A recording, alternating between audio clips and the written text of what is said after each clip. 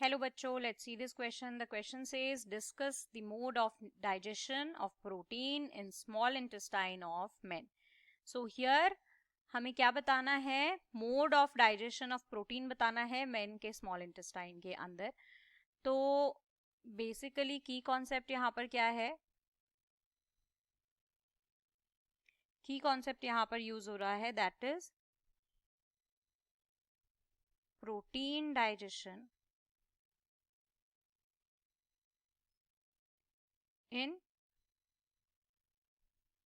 Human, right. तो humans के अंदर प्रोटीन का डाइजेशन कैसे होता है? तो मतलब लेट्स से हमने कोई भी प्रोटीन रिच डाइट खाई है, जैसे सपोज हमने एग ही खा लिया. एग हमने खा लिया. एग खाने के बाद हमारी बॉडी में उस एग के साथ क्या क्या होगा, किस तरह से वो डाइजेस्ट होगा, एग का प्रोटीन किस तरह से हमारे बॉडी को मिलेगा, वो सारा क्या आता है? प्रोटीन डाइजेशन के अंदर आता है. ठीक है. तो सपोज हमने प्रोटीन की फॉर्म एग खाई. अब जैसे हमने एग खाया तो थोड़ा सा उसका डाइजेशन हो माउथ के अंदर, फिर थोड़ा सा उसका डाइजेशन होता है हमारे स्टमक के अंदर, फिर फाइनली फुल्ली डाइजेस्ट होता है वो जाकर स्मॉल इंटेस्टाइन में. तो थोड़ा सा टच कर लेते हैं इस टॉपिक को कि माउथ में क्या हुआ था, स्टमक में क्या हुआ था, then we will discuss small intestine in detail. तो सबसे इंपॉर्टेंट पार्ट क्या है यहाँ पे? देखो, जब माउथ में एग हमने डाला, प्रोटीन हमने डाला, तो क्या हुआ? वहां पर टीथ हैं, तो वो क्या करते हैं और सलाइवा वगैरह मिक्स होता है, तो बेसिकली वहां पे चूइंग हो रही है. तो यहाँ पर जो डाइजेशन हुआ that is mechanical. Mechanical mode of digestion यहाँ पर हुआ, जिसको सिंपल लैंग्वेज में हम चूइंग भी कह सकते हैं, राइट. तो ये तो हुआ माउथ में. अब वो एक सॉफ्ट बोलस की फॉर्म में बन के नीचे आया ईसोफेगस से स्टमक के अंदर. स्टमक के अंदर क्या हुआ था? स्टमक के अंदर हमारा प्रोटीन जो था वो डी नेचर हुआ था, क्योंकि वहां पर हमारा HCl प्रेजेंट होता है. तो प्रोटीन का डी नेचुरेशन होता है. और उसके साथ हम ये कह सकते हैं कि क्योंकि यहाँ पे एंजाइम हमारा पेप्सिन है, तो यहाँ पर एंजाइमेटिक मोड ऑफ डाइजेशन शुरू हो गया था. एंजाइमेटिक डाइजेशन हुआ स्टमक के अंदर, जो कि किसने किया था? याद करके देखेंगे. यस, ये हमारा किया था पेप्सिन ने, और डीनेचुरेशन HCl ने किया था, राइट. तो एक बार स्टमक वाला पार्ट हम थोड़ा डिटेल में याद करते हैं. जैसे ही हमारा जो बोलस था प्रोटीन का वो स्टमक में पहुंचा ईसोफेगस के थ्रू, तो वहां पे क्या हुआ? मैकेनिकल, क्योंकि पेरिस्टालसिस तो चल ही रही है, साथ साथ केमिकल डाइजेशन हुआ स्टमक के अंदर. तो स्टमक ने क्या किया था? रिलीज किए थे कुछ डाइजेस्टिव जूसेस, जिनको क्योंकि वो स्टमक में हो रहे हैं तो हम उन्हें क्या कहते हैं? Gastric juices.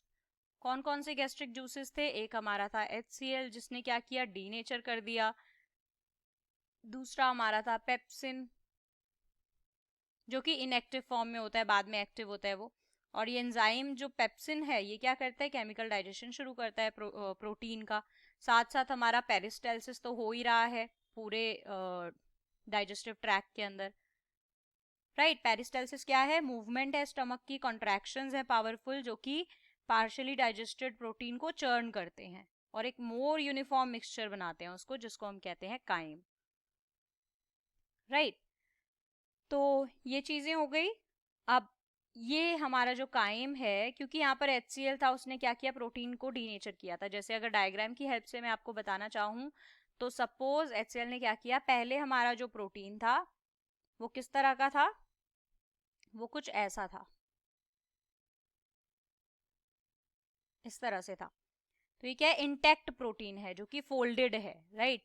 HCl ने इसको क्या बना दिया? HCl आया इसके कांटेक्ट में, तो इसको इसने एक तरह से अनफोल्ड कर दिया, इस तरह से हो गया ये. तो ये क्या हो गया? डीनेचर कह सकती हूँ मैं इस अनफोल्ड प्रोटीन को. ये डीनेचर्ड हो गया प्रोटीन, राइट. HCl की वजह से इसका स्ट्रक्चर खुल गया, एक तरह से प्राइमरी स्ट्रक्चर खुल गया है. तो अब एक बार अगर प्रोटीन डीनेचर हो गया है, तो पेप्टाइड बॉन्ड जो है अमीनो एसिड को जो साथ में जोड़ रहे हैं, वो इजीली एक्सेसिबल हो जाते हैं हमारे एंजाइम्स के लिए, राइट. तो फिर जो हमारा पेप्सिन है वो इन्हें डाइजेस्ट करता है. अब पेप्सिन क्या करता है? पेप्सिन क्या करेगा? देखो, पेप्सिन क्या करेगा? इन पेप्टाइड बोन्स को तोड़ेगा जिनसे ये अमीनो एसिड कनेक्टेड हैं. तो उससे क्या हुआ, अब ये खुल तो गया था, अब पेप्सिन ने इसको देखो कैसा बना दिया, इस तरह से, इस पूरे अनफोल्डेड डीनेचर्ड प्रोटीन को इस तरह से तोड़ दिया। इसको मैं क्या कहूंगी, एंजाइमेटिक डाइजेशन किया पेप्सिन ने, ताकि प्रोटीन जो है छोटे छोटे पॉलीपेप्टाइड में टूट जाए। तो यहाँ पर ये शॉर्टर पॉलीपेप्टाइड में टूट चुका है। अब ये हमारा काइम जाएगा स्मॉल इंटेस्टाइन में। इस काइम में कैसा है प्रोटीन, शॉर्टर पॉलीपेप्टाइड फॉर्म में, राइट। तो प्रोटीन्स क्या है, बड़े बड़े लार्ज ग्लोब्यूलर मॉलिक्यूल्स होते हैं, उनका केमिकल ब्रेकडाउन होता है और मिक्सिंग होती है जो कि बहुत टाइम लेती है। और प्रोटीन का डाइजेशन जो है बहुत टाइम लेता है, इसीलिए कहते हैं कि प्रोटीन रिच डाइट खानी चाहिए ताकि हमें लंबे टाइम तक फुल फील होता है। तो अब स्मॉल इंटेस्टाइन की बात करते हैं कि हम जब स्मॉल इंटेस्टाइन में ये काइम जाता है तो क्या होता है।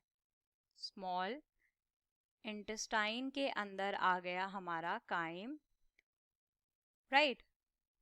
और ये काइम किस तरह से है, काइम हमारा अभी शॉर्टर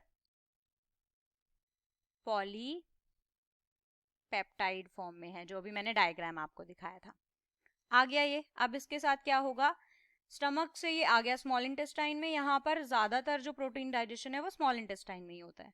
अब हमारा पेनक्रियाज जो होता है, अब पेनक्रियाज का रोल आएगा। हॉर्मोन्स ट्रिगर करेंगे स्टिमुलेशन सिक्रीशन करने की, पेनक्रियाज से बोलेंगे कि आप सिक्रीट करिए अपने पेनक्रियाटिक जूसेस। तो पेनक्रियाज अपने डाइजेस्टिव जूसेस सिक्रीट करेगा स्मॉल इंटेस्टाइन में, जिसमें एंजाइम्स होते हैं, राइट, जैसे कि काइमोट्रिप्सिन एंड ट्रिप्सिन, ठीक है। तो अब ये दो मेजर पेनक्रियाटिक एंजाइम्स हैं जो कि प्रोटीन को स्मॉल इंटेस्टाइन में डाइजेस्ट करते हैं, जो कि है काइमोट्रिप्सिन और ट्रिप्सिन। ट्रिप्सिन क्या करता है, बाकी प्रोटीन्स को, जो हमारा ट्रिप्सिन है वो बाकी प्रोटीन डाइजेस्टिंग एंजाइम्स को क्या करता है, एक्टिवेट कर देता है। ये चीज भी हम लिख लेते हैं, ये ट्रिप्सिन क्या करेगा, एक्टिवेट करेगा बाकी एंजाइम्स को। बाकी एंजाइम जैसे कि हमारे हो गए प्रोटीएजेस, राइट। और साथ में ये सब साथ में क्या करेंगे, ये साथ में ब्रेक डाउन करेंगे प्रोटीन का ट्राइपेप्टाइड्स के अंदर, डाइपेप्टाइड्स के अंदर और इंडिविजुअल अमीनो एसिड्स के अंदर, राइट। तो अब क्या होगा, जो सेल हैं जो कि स्मॉल इंटेस्टाइन को लाइन करते हैं वो भी एडिशनल कुछ एंजाइम्स सिक्रीट करते हैं, वो भी एंजाइमेटिक डाइजेशन कराते हैं पॉलीपेप्टाइड्स का। अब क्या होता है, स्मॉल इंटेस्टाइन के जो हमारे एंटेरोसाइट सेल्स होते हैं, ये चीज भी हम लिखेंगे ध्यान से कि स्मॉल इंटेस्टाइन के जो एंटेरोसाइट्स सेल्स हैं, इसके अंदर ये जो हमारे सारे एंजाइम इस प्रोटीन को क्या बना देंगे, हमारे सपोज ट्राइपेप्टाइड बना देंगे, डाइपेप्टाइड बनाएंगे एंड सिंगल अमीनो एसिड बनाएंगे। और ये तीनों इसके अंदर एंटेरोसाइट के अंदर एंटर कर जाएंगे, राइट। एंटर कर जाएंगे किस तरह से, एक्टिव ट्रांसपोर्ट सिस्टम को यूज करके, जहां पर एटीपी रिक्वायर होता है। अब जैसे ये अंदर पहुंचे, ये ट्राइपेप्टाइड डाइपेप्टाइड जो है, ये दोनों ही अंदर जाने के बाद टूट जाएंगे किसमें, अमीनो एसिड्स के अंदर।